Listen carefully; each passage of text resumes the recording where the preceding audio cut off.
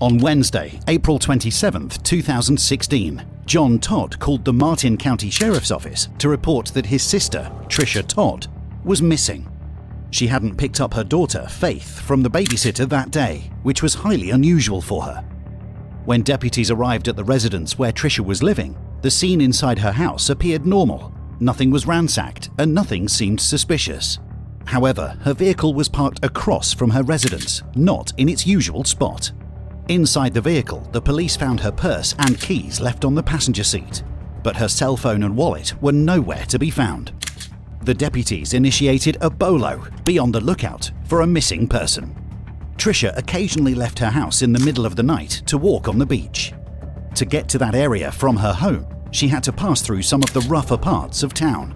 The detectives suspected that she might have gone off for a late-night swim and possibly drowned, but they weren't sure. All they had at that moment was speculation. That night, the deputies contacted Tricia's brother and asked him who she was with last. Mr. Todd indicated that her ex-husband, Mr. Williams, was in town and was likely the last person with her. When the police reached out to Stephen over the phone, he explained that he had come to town for the week to visit his daughter, which was a common occurrence. Stephen Williams, who had previously served in the Air Force and had no criminal history, cooperated fully with the investigators and came across as a gentle, laid-back individual. Tricia had custody of her daughter, Faith, and Stephen was able to see Faith whenever he wanted. He visited Tricia and Faith that week in April. He drove down from the base in North Carolina and got an Airbnb in Florida. That day, the 26th of April, Tricia left Faith with him for the evening. The next day, Tricia was due to collect Faith from the babysitter and go to work, but she didn't show up. As Stephen was reportedly the last person to see Tricia alive, he was invited to the interrogation room at Martin County Sheriff's Office for a formal interview. Stephen told detectives that he went and picked his daughter up from the babysitter. There was a point that night, close to midnight, where his daughter, Faith, started to get fussy, so he sent Tricia a text message. So I texted her, like, hey, Faith is super fussy, I know it's late, but if you're up kind of thing, like, would you mind coming and calming her or whatever? And then she was text back, like, on my way. Awesome. So she goes goodbye, she comes over, she sits with Faith. Faith is happy now, 12:30, 1 o'clock by now. Probably at the minute. Yeah. She leaves, Faith is asleep, and then, well, she doesn't leave actually, since her car's out of gas. Which, that really frustrates me. That's her thing, her car never has gas in it. And she mentioned there's a gas station on the street, and I was like, you know what, gas stations, gas cans, you got any money, I'll just drive my car, I'll go get you a gas can and some gas, no big deal. So she gives me a 20, I leave, the gas station's maybe a half mile down. Get the gas can, pay for it, get 2 gallons of gas, leave, put the gas in her car, and then I told her good night, basically. I'll contact you tomorrow, or you can call me or whatever. That's it. And then today, Faith wakes up, I take her to Walmart, and I messaged her that day after getting no reply. Straight to voicemail. I'm like, that's annoying. I don't want to stay here all day. Like, I don't like driving at night. So I was like, you know what? I'll just take her to Denise. That's where I picked her up from anyway, and that's who normally watches her. Stephen's assertion is that he left his child with the babysitter and headed back home. Detectives found this scenario puzzling, as it raised concerns regarding why a father would leave town without knowing the mother's whereabouts. What do you think happened to her? I don't know. It would be like 1 in the morning or 3 in the morning, and she'd be like, oh, I wanted to go for a walk. She would say, like, I want to talk with God. But it's like, at 2 in the morning, you're just going to be walking the neighborhood by yourself. Like, you don't even have, like, some pepper spray. You don't have your phone. Like, is she that kind of person that's oblivious to that stuff? She's always had that, like, God will protect me thing going on. Like, nothing will happen to me. I'm a child of God. I'm thinking, like, that's good to have that kind of faith. But it gets to a point where, like, let's be reasonable here. Like, good people still die every day. There are times in life where things happen that we wish we could take back. And if this scenario that's involving you is a scenario where you either accidentally, intentionally, I don't know, did something, now's the time to tell us. I still care about her. I just don't want to be with her. That's right.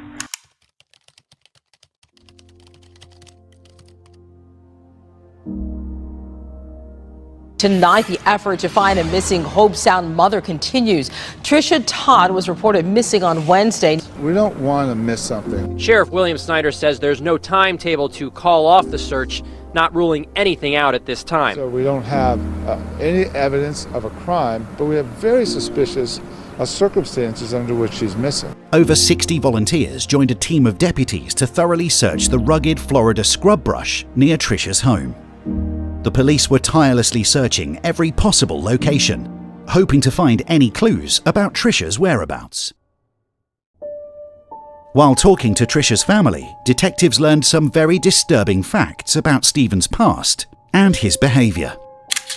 Investigators not only found evidence that Stephen had killed Tricia's puppies, but also uncovered a troubling history. Although never officially charged or convicted, Stephen had been arrested for domestic violence against Tricia. Her mother recalled a shocking incident where Stephen had punched her in the stomach while she was pregnant, horrifyingly hoping for a miscarriage. While thoroughly going through the timeline of events, detectives found a hole in Stephen's story. One of the neighbours reported that they saw Stephen leaving in Tricia's car, a detail Stephen failed to mention in his interview. The investigators were certain of one thing. Tricia's car, initially found at her home in the morning, was clearly out of place. The task at hand was to uncover evidence, leading the investigators to collect footage from surveillance cameras at nearby businesses. Upon closer examination, the footage revealed something startling. Tricia's car had left her residence, raising red flags. What made this particularly perplexing was Stephen's earlier statement claiming she hadn't left until around 2 a.m. Yet the video footage showed her car cruising down US 1 at 1 a.m. All eyes turned to Stephen as a potential driver. If he had indeed taken her car, he would have had to trek back home on foot. After reviewing footage from 3 different cameras, they identified a figure that matched Stephen's description. In the dimly lit background, they could just barely make out a person with a distinctive gait. This individual seemed to be walking from the vicinity of Tricia's residence to the north of US 1 in the early morning hours. This revelation marked a significant breakthrough in the investigation. The detectives decided to confront Stephen with this newly found evidence. He was called into the police station for yet another interview. The neighbor saw you leaving her car. He saw you going back and forth. You recognize this area here? That's the entrance to the community, isn't it? Yeah, it's one way in, one way out. The detectives didn't share the video CCTV footage with Stephen because its poor quality made it inconclusive, giving him the opportunity to deny it was him and claim it could have been someone else. The strategy they had was not to show him the video, but was to show him the locations of where the video cameras were facing. So we see her pulling in. 12:08. At the time you said she came over. Perfect. 1:20. There goes her car coming out. A couple minutes later, that same car, her car, makes the U-turn right here. Okay? And that. We see the car coming back in here. So literally went towards her house, came back. Why is that? Home and didn't go home. You know them cameras get footage of the sidewalk all the way up US 1. And people on foot also. Around 4 in the morning. 4 in the morning. I'd be asleep by then. I did tell you that that camera, that computer plays, is HD. It's you walking. The detective was aware of Stephen's narcissistic tendencies, so she leveraged this knowledge and strove to establish a connection with him by portraying Tricia in a negative manner. You got a lot going for you. You're good looking, you're young, you got straight, and you got this crazy ex. She's come after you before. Did she come after you that night? Something happened. And you were just, oh, what do I do now? No, she never came after me. Nothing. It's an overwhelming amount of evidence pointing at you. So help me continue painting this picture of him. I just need to know where she's at, Steven. I don't know where she is. Even you know where she's at. I don't. I really don't. I need you to work with me. I need to tell him that you're being 100% honest with me. First time I left, Okay? she asked me to go back and get her laptop so she can keep working. I said, okay, you don't make it here. She's happy. So that you have to leave. And she freaks out. I'll go. Okay. So I leave. Makes sense. Your car barely had any gas. And I'm thinking I can make it, but it doesn't look like it. I just turn around and go back. And she's back. She was on the floor. And she wasn't very responsive. And I kind of freaked out. And I'm like, oh my god, now she's lying on the floor. She's not responsive. And this looks really bad. Because I can't explain it. And all I'm thinking is, I don't know why you're doing this to me when I've done nothing but try to be a good person to you. So I just put in the car. And I'm just driving and thinking. But she passed away in that car. It was nothing you did to her. She just passed away. And then you freaked out even more. Is that fair to say?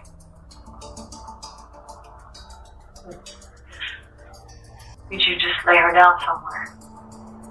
Out in the open? Yes, I just let her lay there, so peaceful. You're just lying there, you're breathing shallow, I can't cold. Breathing. I don't know where the hell I am. We had already determined that she had passed while she was in the car. You can't go backwards. Tell me she was shallow. Shallow. Really shallow. In a sudden turn of events, Stephen admitted that Tricia had passed away in his car. Subsequently, he chose to dispose of her body on the side of the road. However, he then recalled his admission, realizing what he had implicated himself in, and retracted his statement by claiming that Tricia was, in fact, still alive, as she was exhibiting signs of breathing. I was hoping she would just snap out of it. Just come back. After I dropped her car off, I just changed. They didn't want anything to do with it. Where did you change your clothes? It was right there. Threw the whole bag away. I didn't ask for this. I just wanted to come spend some time with my daughter. I don't know what's going on. I just don't know anything. She was in here and she was playing this way. Was this carpet here? And all I thought was, this is some kind of like trick. This is some kind of like ploy to get back at me or to mess things up for me. How long was she on the floor before you decided to check her or do something with her? I have no idea. Okay. I just, What did you do with her? I just put her in the door. I just freaked out. I didn't know what I should do at that point. The investigators were convinced that Stephen was performing an elaborate act, pretending to be upset and crying, though no tears were shed. Despite this, the detectives had to maintain the charade for a while, allowing him to believe he was in control. Then they advised him that the best course of action was to lead them to the place where he had left her peacefully. He agreed to do so. We're going to go south on US 1. None of this looks familiar. None of this looks like anything. So have we gone too far? I have no idea. Do you love your daughter? Of course I do. Of course I do. Okay. You need to give her mother back to her. But I can't. Okay, And I told you that's she's the gonna need problem, some type of because stability. I have no. You're all she's got. I don't even know You where are the this only leads. living parent that she has left. You need to show her that she's going to grow up saying, my dad did something to my mom, and he left her out. Is that what you want your daughter to grow up thinking? Knowing? Then take me to her. You have to. Stephen, you know. I don't know. I don't. The only reason you're not taking me there is because something else happened to her that night. After driving around aimlessly, the detectives had made no progress in finding Tricia. Stephen believed that he had evaded arrest once again and was free to go home. However, he was no longer in control because what he had forgotten is that the whole time he was explaining this, he had told the detectives that he left his daughter, Faith, at the house by herself. As a result, he was placed under arrest for child endangerment, which gave the detectives more time to continue interrogating him. You at no point try to do CPR, call 911. You don't do any of that. You go and put her in her car. Yes, I could take her home, is what I thought. I can just take her home and she can be out of my hair. But you didn't. You wanted her out of your hair, and you got it. Because I didn't. You got it, and I'm going to prove it. There really is no emotion in there. There really is nothing in there for her, huh? What are you talking about? I'm going off of what you're saying. I wanted her to not be dead in my home. I wanted whatever this was to not be affecting me the way it was. It's Tom Backall. We haven't met yet. What's your name? First thing I need you to get me over is you could tell them this initial version of events and leave out this whole, as you said multiple times, stupid laptop thing. Because it was stupid and it didn't make sense. Something doesn't make sense, it's generally not true. That doesn't look good. If I got up and I sat over there and you sat here, what would you think of me telling you that? Right? Yeah. You come back and Trisha's laying on the floor with an injury. You know, 911, boom, cops are there, ambulance, she gets treatment. And you did not do that, right? Do you have a conscience? Yes. Do you? Yes. And as she's laying in the back of the car, your conscience never kicked in and said, maybe she's still alive. Maybe I should take this opportunity to save a human life. Not just a human, but the mother of my child. So you're insinuating because I didn't think that I don't have a conscience? No, I'm not insinuating. I'm saying it. You make it seem like I had this whole grand... I don't have any plan. No, I didn't know any... This was the most poorly executed murder in history. I didn't murder her. Okay. 2 separate detectives had attempted to extract a confession from Stephen, but both approaches had proven ineffective. The aggressive and hostile interrogation tactics had only caused Stephen to become more withdrawn. It was evident that a change in strategy was necessary. That's when Detective Dan Duliak entered the room. Dan had recently joined the department, and this marked his first significant involvement in a homicide case. What I want to do is try to set the stage so that you can actually tell the narrative about what actually happened, which is not that you planned all this. You know, it's maybe you guys got in an argument. Maybe it was over the computer, maybe it was over the gas. Because sitting here and telling you that she attacked me, that's just another different story that you're just going to be like, well, that's 5 different stories he's telling now. And that doesn't help either. So what do you want me to tell you? What do you want me to tell you, Dave? I want you to tell me the truth. The truth is never anywhere near as bad as what people will believe if you let them come up with their own story. I don't believe I hated her. I never hated her. I didn't. So tell me that story. I think you're a good guy. You're a family man. You're trying to do the best that you can, okay? I know you were there. I want to give you the opportunity to tell me what happened. People's imaginations will run wild, and they will come up with the most horrific things. I don't even know where. It just don't know. It just happened. Talk to me about from midnight. I never texted her otherwise. It was Right. already late. She had already left. I would have never texted her. And you're a good dad. That's it. That's all I was trying to do was just be a good dad. Just, okay, you want your mom? Fine.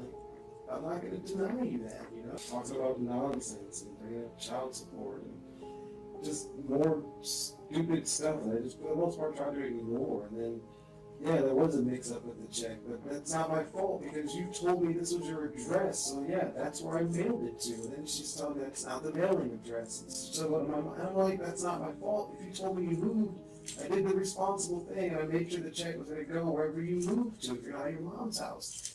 And then she's just going on and on and on. Now I owe her more money and back child support. It's just stupid. I was like, just let me have your account information. Just here's the account number. And I'll direct deposit it, and this will never happen. And no, that's not gonna work. You can't do that. You owe me all this money, and I don't want this. I don't know what's going on. I don't know why you're so mad. I don't know if you took a freaking crazy pill all the way over here and that really pissed her off. And it just escalated. And then I just moved her away, and then she slipped. And that's when she freaking fell. And I'm like, oh shit. I asked her if she was okay. It was like a weird sound. She didn't say anything though. And then I freaking panicked. And then I just freaking panicked. And it's so fast. And then I pushed her. And then I didn't push. I was trying to get her away. Just please stop yelling in my face. It's like, just, you know, like if she was at that instance, fine. But she wasn't. And I'm like, please just stop.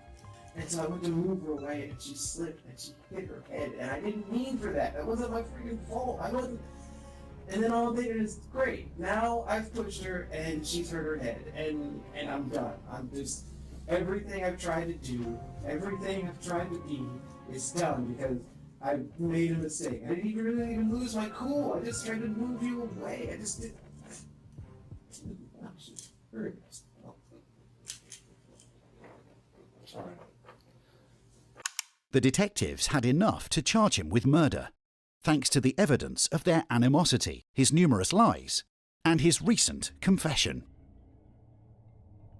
First, our top story, an arrest, as you heard, in the disappearance of that Hope Sound mom, Trisha Todd's ex-husband, charged with her murder. Right now, the sheriff's office is focusing in on an area of the Treasure Coast for her body. Kelly Dunn begins our team coverage from their command post in Martin County. That's right, Ashley and Michael. We are right off of Bridge Road, just west of I-95, where the sheriff's office has set up its command post. Sadly, they are on a search for remains of Trisha Todd. It was learned today that indeed she will never be coming home. She was murdered and her body was dumped.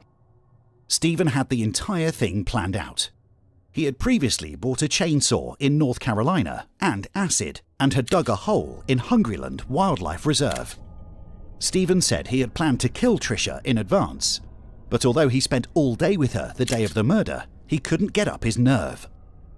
Finally, Stephen told them he was determined to do it, and texted Trisha, their 2-year-old daughter who was spending the night with him in an Airbnb, was sick. When Trisha arrived, Stephen said he first tried to strangle her, but waited for her to regain consciousness so he could force her to reveal her email password and other information. Stephen said he planned to write fake emails to make Trisha's family think she had gone to Haiti on a mission trip. But when Trisha regained consciousness, Stephen said he beat her in the head with a club until she quietened. Then he choked her to death. Their daughter was sleeping in the next room. Stephen then took Trisha's body to a remote site in the Hungryland Preserve, where he had already dug a hole and readied a container with acid. It was there that he cut up her body with a chainsaw and buried her remains in an acid-filled container. He agreed to take them to her body in exchange for a 35-year plea deal that spared him the death penalty.